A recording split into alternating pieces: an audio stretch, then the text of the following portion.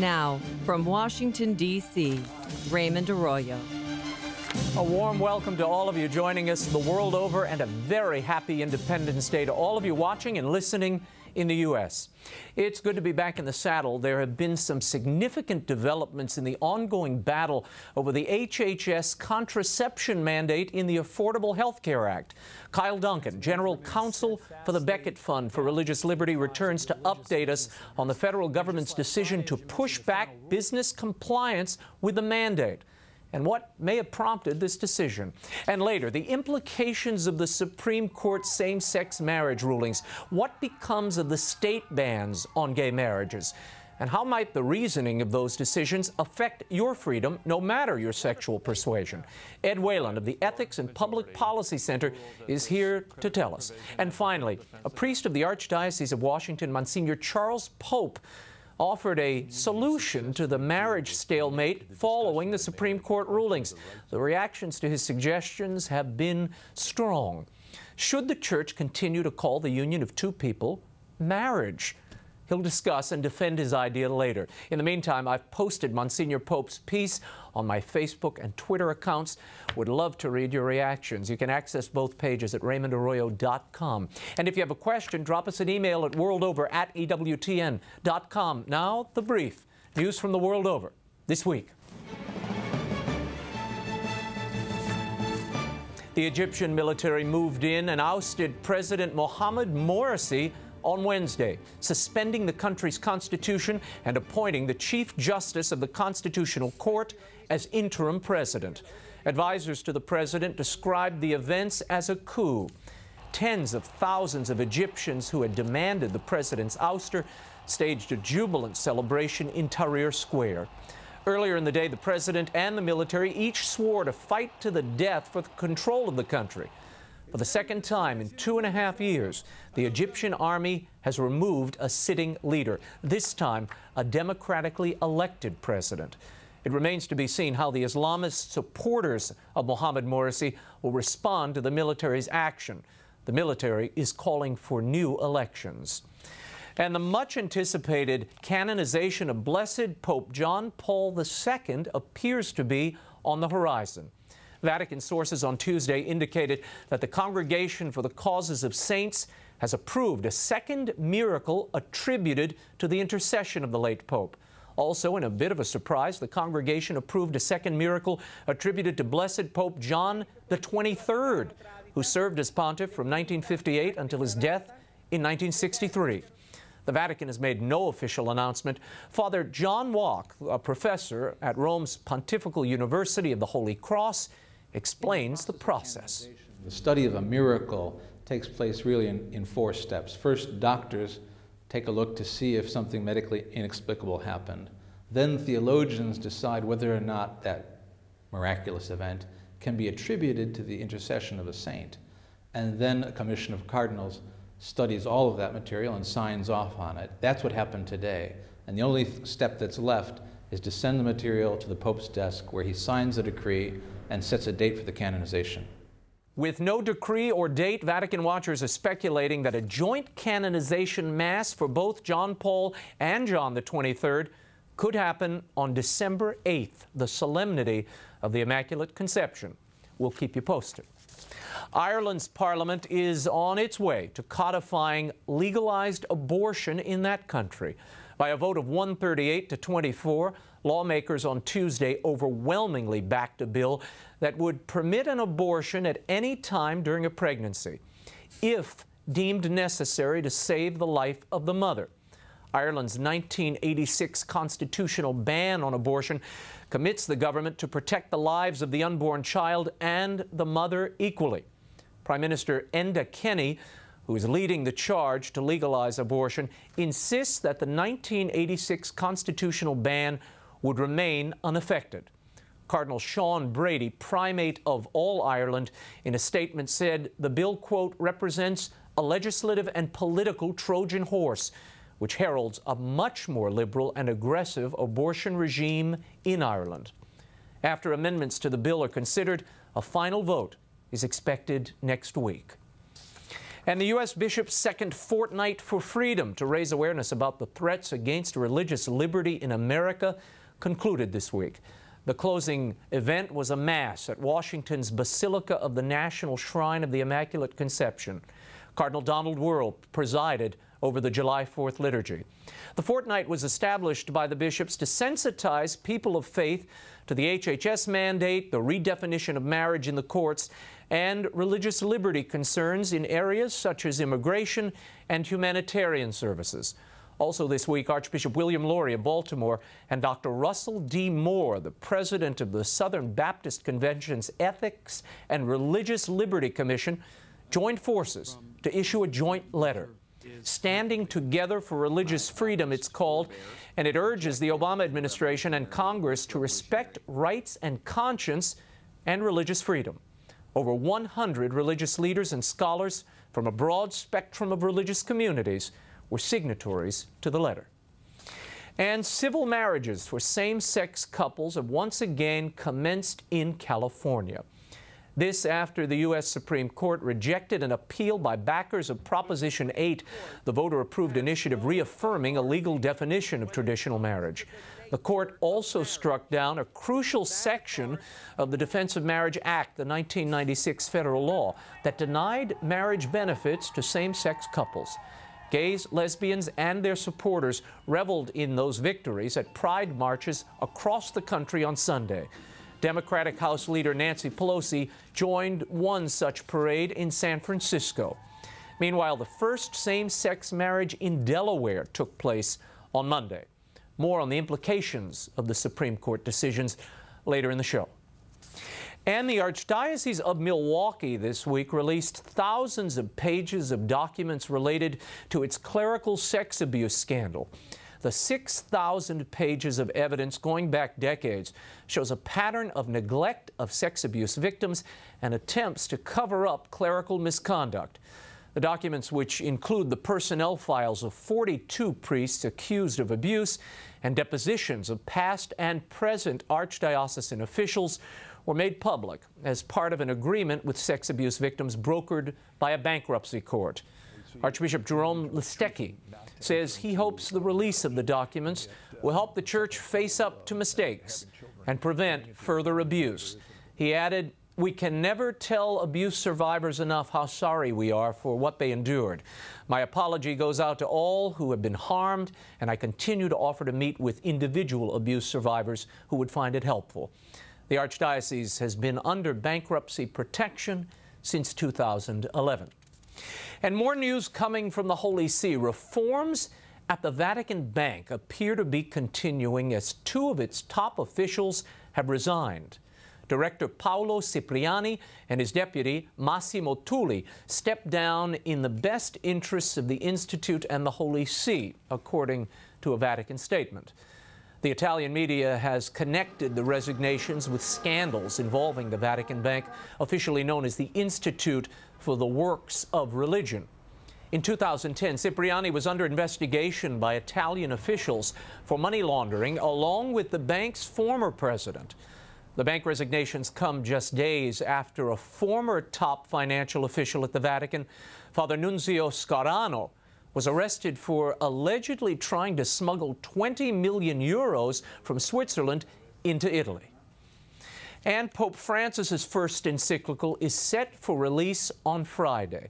Entitled Lumen Fide, or The Light of Faith, it will complete a four-part series started by Benedict XVI on the cardinal virtues. The first three were Pope Benedict's God is Love, Saved by Hope, and Charity in Truth. The heads of the Congregation for the Doctrine of the Faith and the Pontifical Council for Promoting the New Evangelization will present the papal document at a Vatican press conference. And finally, on the solemnity of Saints Peter and Paul, Pope Francis received 34 of the Church's newest archbishops, bestowing on each of them a pallium, a white lamb's wool stole emblazoned with 6 black crosses, symbolizing a metropolitan archbishop's authority and his unity with the Pope. During Saturday's Mass, the Holy Father offered his encouragement and prayers for the new archbishops. 4 Americans were among the recipients: Archbishop Salvatore Cordileone of San Francisco, Joseph Tobin of Indianapolis, Alexander Sample of Portland, Oregon, and Michael Jacobs of Dubuque. We wish them all the best. A quick personal note, a special thank you to all of our viewers in Ireland and England whom I was able to visit with a few weeks ago. You made me feel so welcome, and it was a delight meeting and spending time with you all. Now, as some of you might know, I was kept away from the program this last week owing to a medical emergency involving my wife. On behalf of Rebecca and our family, I want to thank all of you who sent your good wishes and prayers. They've sustained us in ways you cannot imagine. Please keep the prayers coming, and thank you for your concern. When we return, the General Counsel for the Becket Fund, Kyle Duncan, is here to update us on the delayed implementation of the employer mandate and the continuing battle for religious liberty. The World Over Live continues in a moment. Stay ready.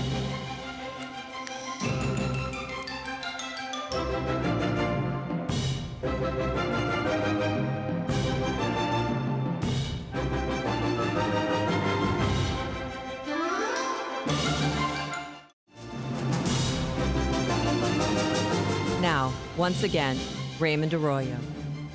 Welcome back to the World Over Live.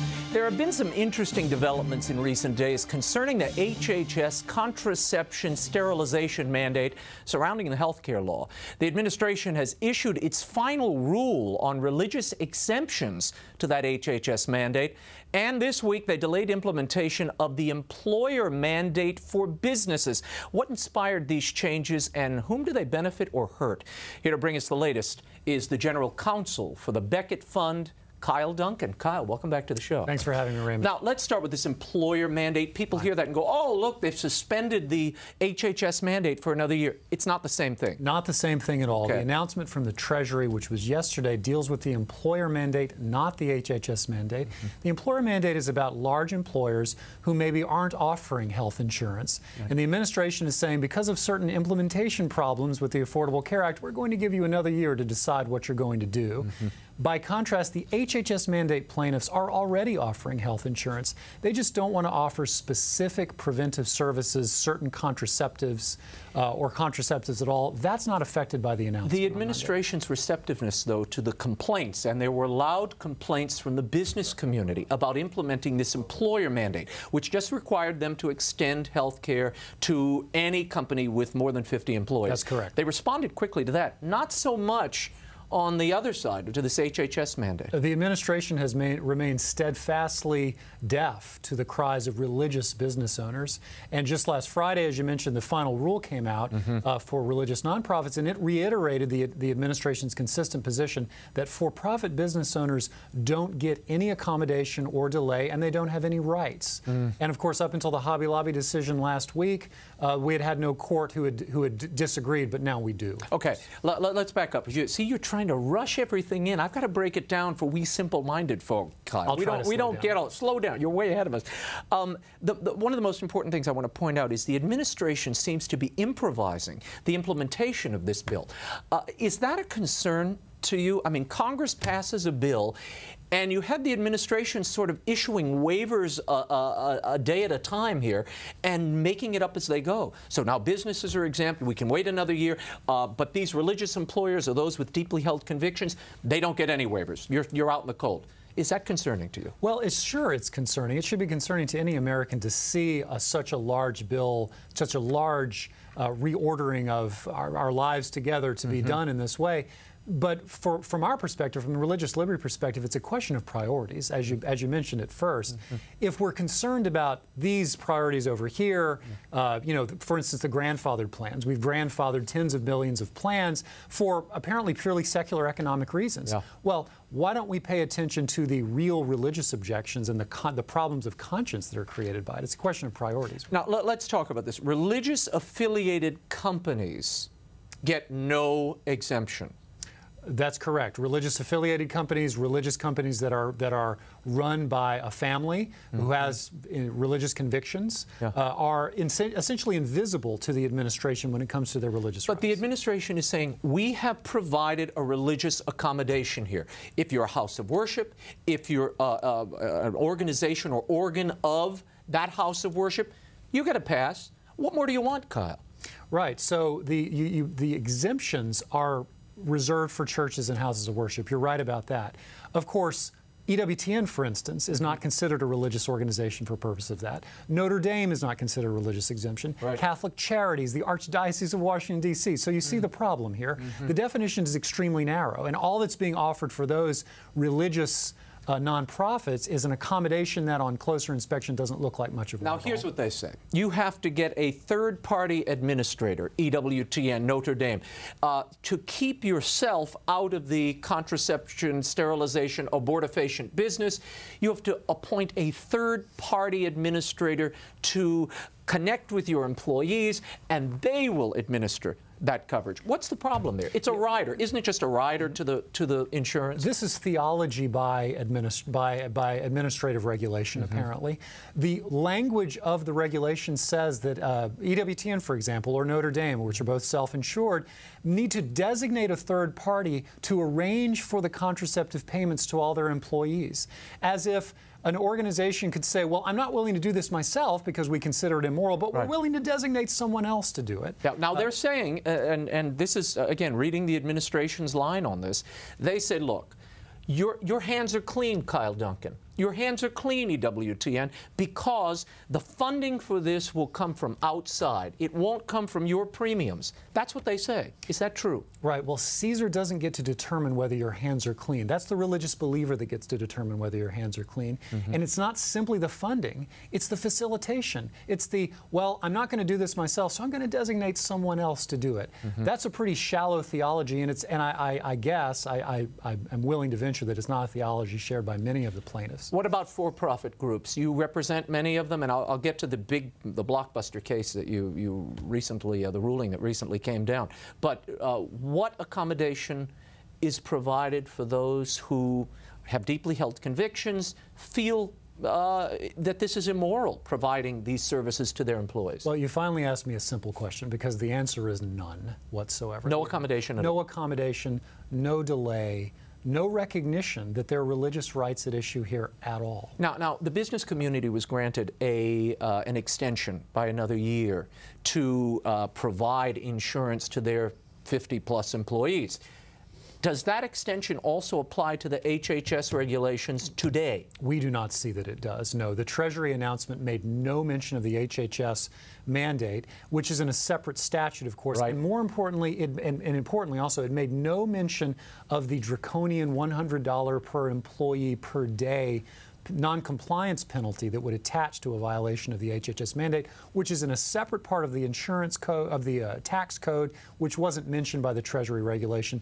We interpret that as the announcement has nothing to do with the HHS mandate whatsoever. Now, after more than 400,000 public comments about this rule, the final rule comes out. Were you surprised that there was virtually no change from the rule that was floated a few months ago? The only thing that surprised us was that the final rule seems worse than the proposed accommodation. Because at least in the proposed accommodation, you had the fiction of having two separate insurance policies, one for the organization and this separate insurance policy that was supposed to be contraceptive-only policy, like a dental policy that you get.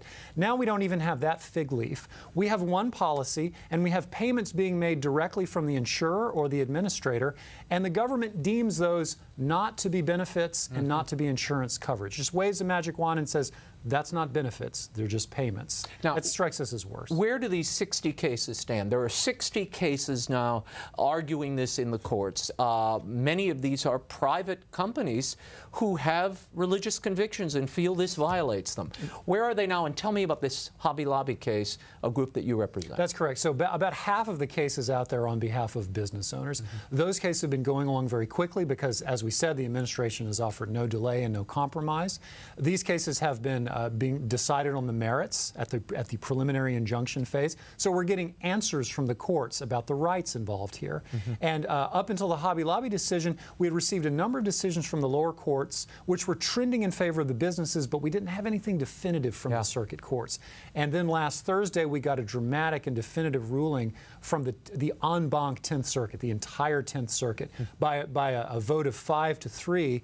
The court decided really the key disputed legal questions here, which is whether there can be religious exercise in the context of a business, and whether this mandate puts a real burden on the religious exercise of the business owners. And the court answered to our gratitude. The court answered in the affirmative on both of those questions. Okay, but now what happens? I mean, Hobby Lobby was facing $1.3 million in fines a day. Right. All that court said, if I'm reading this right, the 10th Circuit said you can't impose the fines now pending a hearing on July 19th. Why have another hearing? What's happening on July 19th? Right. Well, it's difficult to have patience with the legal process sometimes. Okay. The 10th Circuit decided all the legal questions and immediately sent it back down to the district court, who immediately entered a temporary restraining order and basically said, look, let's just have a hearing to make sure we wrap up all the details properly. The court has asked us to confer with the government and see if we can work something out, which we're happy to do. And if we can't, then we're going to go back in front of the judge and he'll enter we hope, a preliminary injunction. We think that what the 10th Circuit has done really leaves very little for the district court left. Okay, but this injunction will do what? Well, that will apply narrowly to one company, to Hobby Lobby, correct? That is correct. The injunction would, but let's look at the 10th Circuit opinion. The 10th Circuit opinion is precedent. It will influence all of the other business cases that are percolating. There are other cases in front of 4, 5, 6 appellate courts in other circuits. They will look to what the 10th Circuit did because it's a dramatic ruling, it's many judges, it's a fairly moderate court. One of the judges who joined the majority opinion was a recent Obama appointee. This is going to be, we think, an influential opinion. It's going to influence the course of events as they go forward. Where do you think this is all going to end up? I mean, as you watch these other cases percolating, will this strike down this HHS rule? We certainly hope so. We think that the arguments under the Religious Freedom Restoration Act are very, very strong. We do think that the Supreme Court needs to resolve this case. It may have the opportunity soon. We'll wait and see. The Justice Department could seek review from the Supreme Court from the Hobby Lobby decision. We'll wait and see if they do. On a related matter, we've been getting a lot of emails about this week. How successful would you rate the Bishop's Fortnight for Freedom, this awareness campaign they've been launching over the last couple of weeks? Very successful. We were very encouraged by it. I got to be at the prayer vigil that started it off, and we're very encouraged by it. We're very encouraged by the statement, the interreligious statement that we saw from the Catholic Conference recently.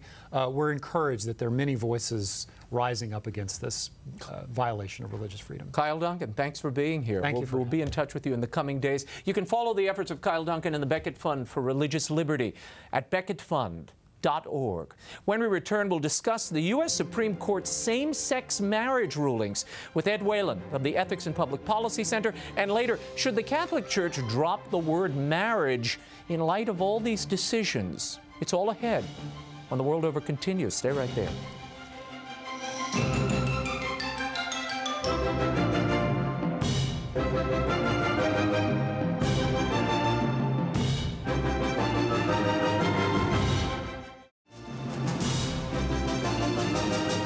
Now, once again, Raymond Arroyo. Welcome back to The World Over. Last week, the Supreme Court struck down a crucial part of the Defense of Marriage Act and sent California's Proposition 8 back to a lower court. In doing so, same-sex marriage advocates are claiming victory. What are the real outcomes of these two rulings, and what effect will they have on those 30-plus states with gay marriage bans already in place?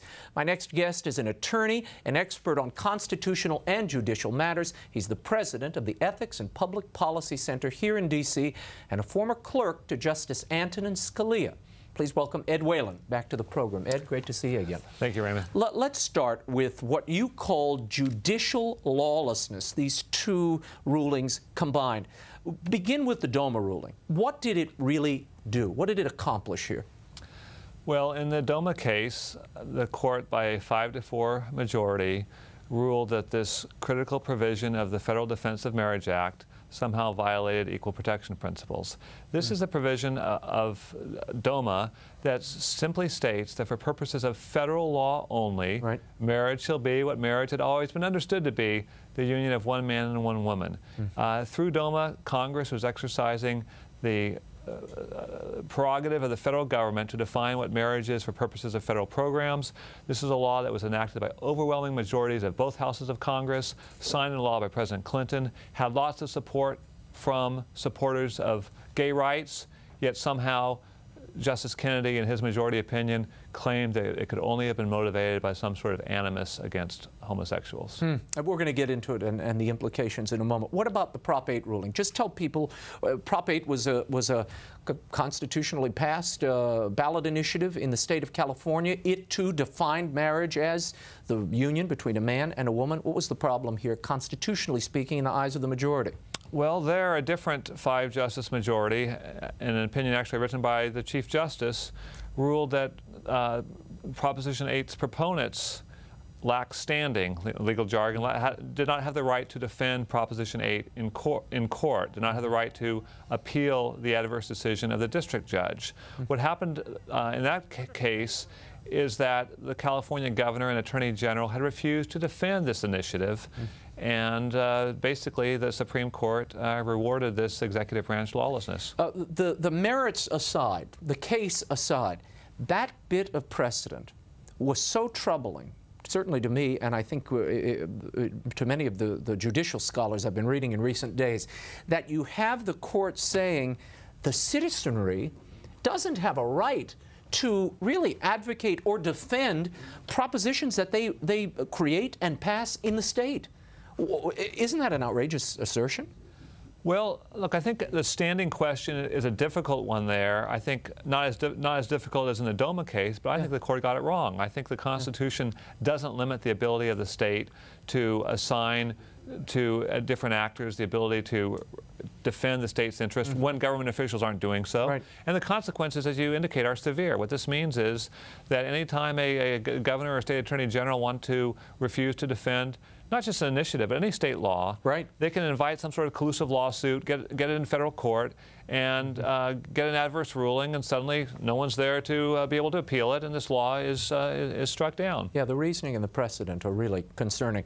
Let's talk about the more than 30 states that already have gay marriage bans in place, many of them constitutional amendments. What happens to those states now? Well, let me just quibble a little bit. To call them gay marriage bans, I think may adopt too much the rhetoric of the other side. These are definitions of what marriage is. They do not ban gay marriage any more than they ban square circles. They say marriage is a union of a man and a woman. Look, I think the court's rulings are ominous for these definitions of marriage. First of all, if you look at the reasoning, if that term may be used expansively, in the Kennedy opinion, you see that Justice Kennedy is saying that differential treatment of traditional marriage and same-sex unions somehow is readily to be deemed to reflect some sort of animus against gays. And although the opinion purports to defer in part to the state authority to define marriage, its logic cuts harshly against any traditional marriage laws. Well, the way it's reasoned, and I want to read a little of this, this is Justice Kennedy. He said that what has been explained to this point should more than suffice to establish that the principal purpose and the necessary effect of this law, DOMA, are to demean those persons who are in a lawful same-sex marriage.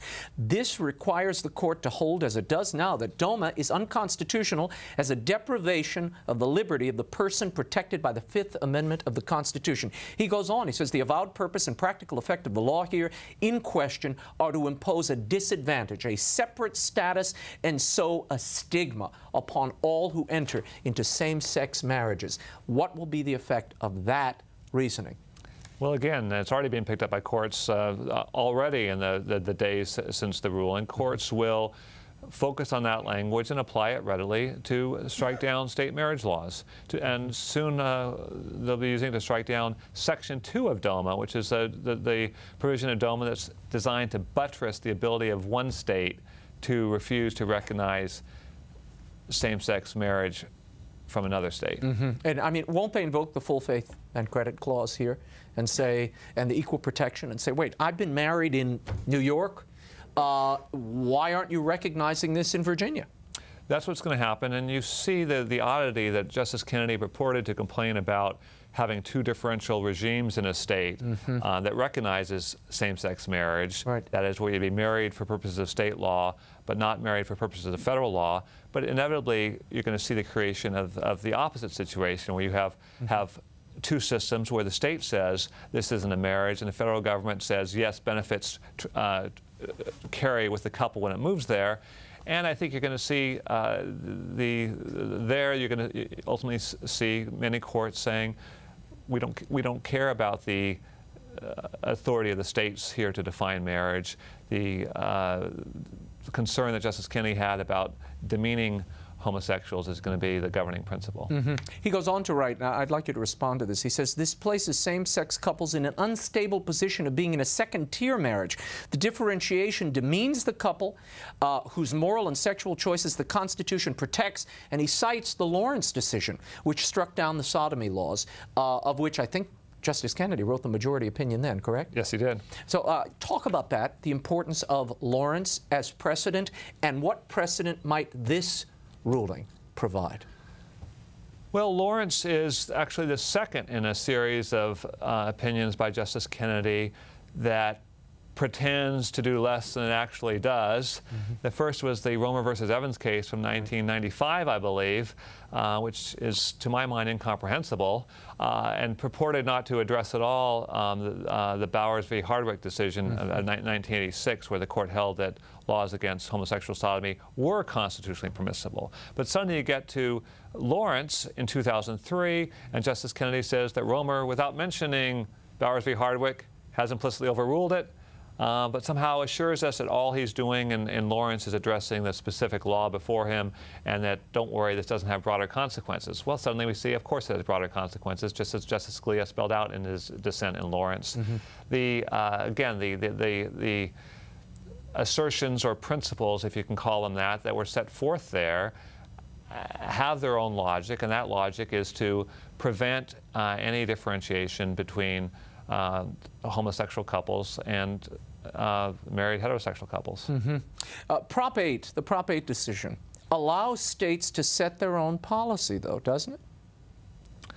Well, the Prop 8 decision did not address the merits of Proposition 8, and therefore the court... But it threw it back to the state and said, you all figure this out. California, you figure this out. Well, no, not really. What it did is it vacated the Ninth Circuit ruling, and then the question then becomes what happens to the ruling below by the district court. Well, the Ninth Circuit, I think wrongly, just let that Ninth Circuit ruling remain in effect. That Ninth Circuit ruling bars state officials statewide from enforcing Proposition 8.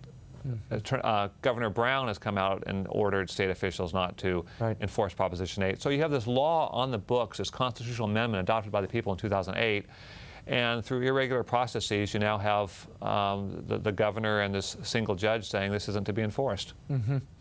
Let's talk for a moment about some emails that I've been receiving. People in the wedding industry are asking, and these are practical questions. They're photographers, they're caterers, some of them are wedding planners, florists. Will these rulings in any way impact their ability to turn down or embrace certain clients? If they have a problem with gay marriage, let's say, some of them will only provide their services if it's a man and a woman being married, and they're concerned that this will coerce them into providing services to anybody and everybody.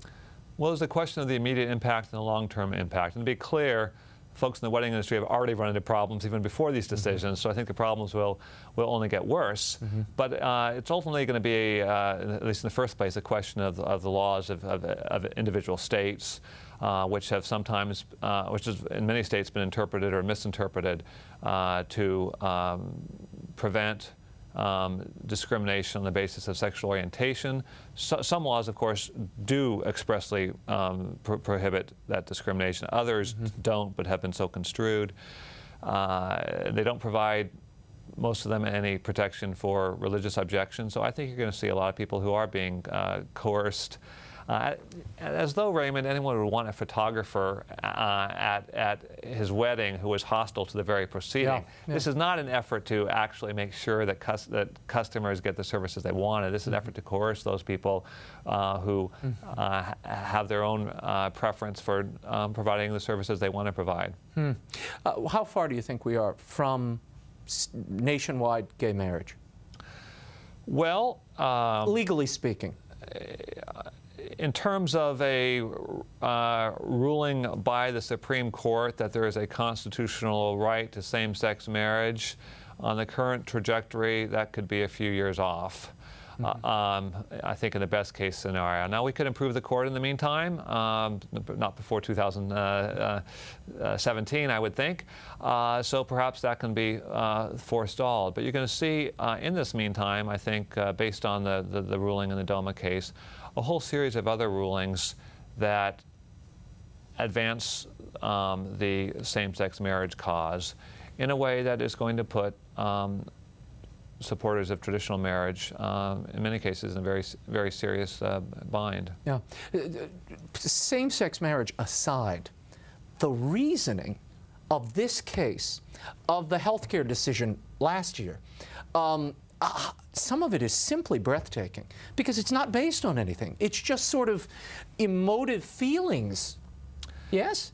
Well, when you read through Justice Kennedy's majority opinion in DOMA and you bounce from one paragraph to the next and one sentence to the next, it's very difficult to understand exactly what he's saying. That, I think it's fair to say, is vintage Kennedy. And again, I invite anyone to try to make sense of the Romer versus Evans opinion, which I think 20 years later remains incomprehensible.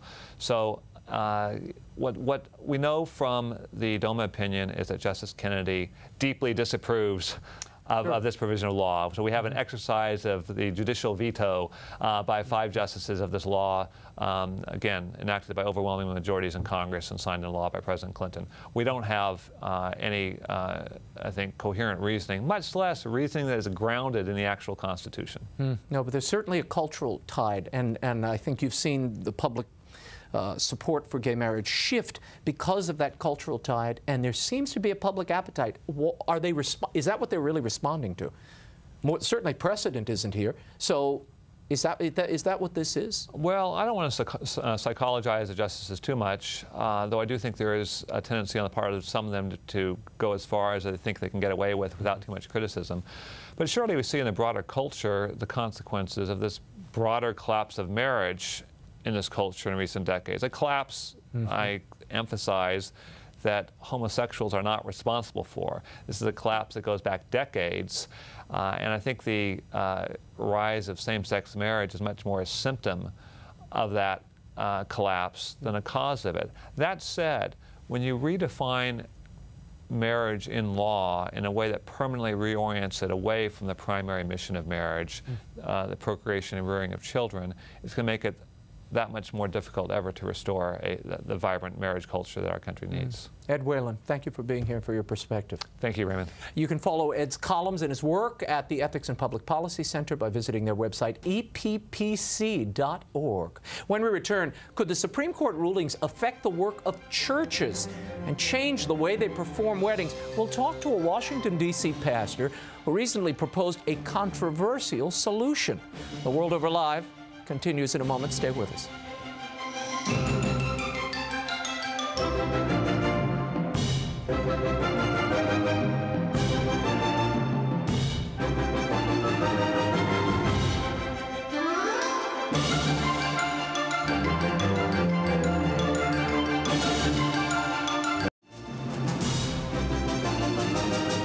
Now, once again, Raymond Arroyo. Welcome back to The World Over. In light of the Supreme Court rulings on same-sex marriage, some church leaders are concerned that they could be legally compelled to bless marriages they disapprove of. My next guest is a priest of the Archdiocese of Washington, and he wrote a controversial column, not really, recently proposing a way to avoid the marriage showdown between church and state. Joining us now is the pastor of Holy Comforters St. Cyprian Catholic Church in D.C., Monsignor Charles Pope. Monsignor, thanks for being here. Thank you. Now, let's start with your suggestion. And what you're proposing is dropping the word marriage. Why, and in place of what? Yeah. Well, of course, the Catechism officially refers to this sacrament as a sacrament of holy matrimony, or sacrament of matrimony. And really, my proposal would be more modest. I don't think we can completely eliminate the word marriage because there's no verbal form. Right. Really. How will we get matrimonialized next week? Or, I mean, so, but I think that at least when we officially speak to our people about the sacrament, that we should emphasize and use the Catechism's term, which is the sacrament of matrimony. And I would simply add holy matrimony. But that would be the first thing, I think. And this would signal, I would hope, for people to understand that really the way the world is currently using the word marriage today as, well, for literally the last 50 to 60 years has been watered down, and now it's becoming completely insane, and it means nothing anymore. So I think we have to distinguish what the world means by what we mean. And I think using the term holy matrimony, at least in our official documents and so on, more commonly would be the best. Now, in your piece, you say, use holy matrimony. What does holy matrimony say that marriage doesn't? Well, first of all, it distinguishes it from the use of the word marriage, which is becoming so meaningless. But secondly, obviously, the word matrimony, you can hear the word mother, matri, and from the Latin, and monia means like a state. So in effect, what matrimony means is it is the state wherein a woman enters into, a mother enters into a state where she can now begin to have children in an acceptable and an understandable and helpful and wholesome way. So we're signaling that marriage is again about children and about procreation, and using the word Now, matrimony. I put your article on my Facebook page earlier this week. I've recently reposted it so you can keep the conversation going. There were people there, some who were saluting you and said, this is brilliant. Others say you're throwing in the towel, Father. Right. Why would you do this? What do you say? Well, it's interesting, too, by the way. I posted something on this about 3 years ago when D.C. began this process of trying. And I got a lot more pushback then. I have a lot more agreement now. And over the 150, 170 comments that came in on my blog, I would say 2/3 of them were in favor. However, people I really respect say exactly what you said. This is a terrible idea. We're throwing in the towel, and we need to fight for the word. And I do think that in the civil world, we still need to do that. But within our parishes, I think to signal our people, I've been doing this for 3 years now. When couples come to me, I say, listen, I'm preparing you for the sacrament of holy matrimony. And I want to be very clear with you. What you've heard from the world about marriage is not what the Bible teaches and what the church teaches.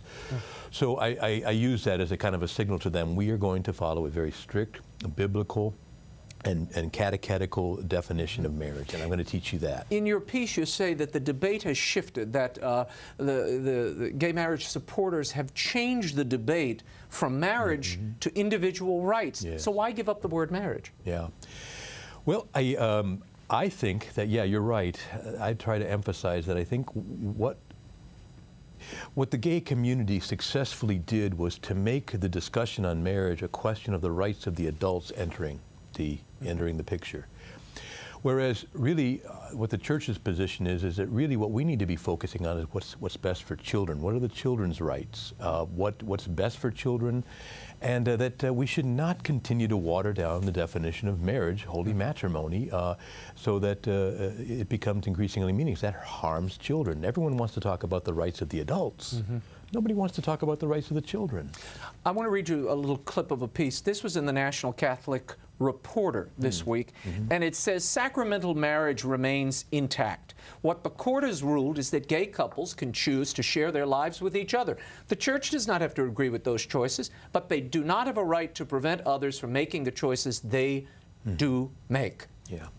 What would you say? Well, it gets back to an argument of the whole purpose of law, doesn't it? I mean, law of its nature is going to prescribe and encourage certain behaviors and forbid others. I mean, there's always going to be a debate about, well, you know, what harm does it do or what have you, but at the end of the day, I think we can demonstrate that the dilution of marriage for the last 60 years in this country, including now this whole approach to gay marriage, has dramatically harmed children. And that this has created a very, very poisonous atmosphere, the decline of our families, and that we as a nation should do everything we can, both legally and in other ways of encouraging, that marriage in the traditional, biblical, and natural law sense be recovered. And the law has a place in that. And so for them to say, well, you know, look, you know, what right do we have? Well, I don't know, what right do I have people to tell them they can only drive on the right side of the road? I mean, well, it's for safety. It's for the common good. It's more than just my individual rights. It's what's best for the whole community, for this nation, is for our traditional families to be strengthened. But then you're sort of saying the church should exempt itself, pull away from the civil marriages, and right now you are basically an officer of the state in some ways, because you, as a pastor, you sign the civil marriage certificates. Yeah. You have a notion, though, that perhaps that should end. I do. I feel very uncomfortable right now signing marriage licenses here in D.C. because to some degree, somehow I sense that my signature is affirming a definition of marriage at the civil level, which I very firmly do not agree with. But the marriages you're overseeing and witnessing to, you certainly agree with those. Right, but I just feel that in putting my signature to a civil license, I'm a representative of the state there, and I'm not representing the state, frankly, anymore. Now, that said, I'm going to follow our bishops and listen. There's an awful lot of other things to be considered. I'm just saying that I personally have felt uncomfortable, as some other clergy, but clearly I will follow the lead of our bishops on this, and there may be a strategy, as you say, in staying in the argument and being part of the you know, the team there. Archbishop Cordileone of San Francisco has said that these decisions may hamper the church's ability to teach and preach on marriage. Do you feel that? The decisions to... these Supreme Court rulings. Certainly, because I'm sorry to say, culture is an incredibly powerful influence on most of our Catholic faithful. And I'm sad to say most people are more passionate about their politics often than their faith. They're often spending more time watching and digesting secular media than their faith. So yes, it's going to be very, very difficult. And that's one of the reasons why I think we should sort of, in a kind of a provocative way, and I realize my suggestion is provocative, but to signal that by saying holy matrimony. We're doing something, we're offering something a little different here than what people are talking about out in the world. Now, this is not, as your piece points out, this is not the first redefinition of marriage. No. Tell us about what, in your opinion, were the predicates for this. Well, I certainly, we have to go back to 1969 with the passage of the first no-fault divorce laws. Now, up until that time, most people are shocked who are younger to remember that there was a time in this country when it was hard to get a divorce. And you had, some people flew to Mexico to get them. It was I remember that as a kid. But divorce was rare when I was a kid. It was hard to get a divorce. That was the first redefinition, I think, when we began to start saying we need to facilitate people getting out of marriages quickly, almost within a matter of weeks from filing they could get divorced. And the other redefinition, I think, has happened more culturally, too, which is with contraception and the idea that marriage and sex is not necessarily in any way connected to procreation. There is no necessary connection between sex and procreation or marriage and procreation. Well, that's a redefinition. Now, biblically it is, because God said, be fruitful and multiply. That's an essential work of marriage. It's also, though, I think, just a redefinition in terms of natural law and the whole reason that men and women have always gotten married, which was to form a family. So these two things were already well underway for the last 50 or 60 years, and through contraceptive mentality, through all of this no-fault divorce and the remarkably huge divorce rates and things. So after about 50 or 60 years of, I would say, misbehavior in the heterosexual community, we have been misbehaving and in a way redefining marriage. Now the gay community has kind of called a question. And sadly, because of this dilution of most people's thinking about marriage, very few people have much to answer and have been compelled to think, well, maybe this is okay. And it's not okay, and none of these things have been okay. But as I say, we have a lot of rebuilding to do, not just this question of heterosexual marriage, but the whole understanding of the purpose of marriage is being rooted in children, what's best for children. That's why it has its structure. That's why God said a man should cling to his wife. It's not just that he wants them to stay together just to stay together. It's because that's what's best for the children they're going to raise.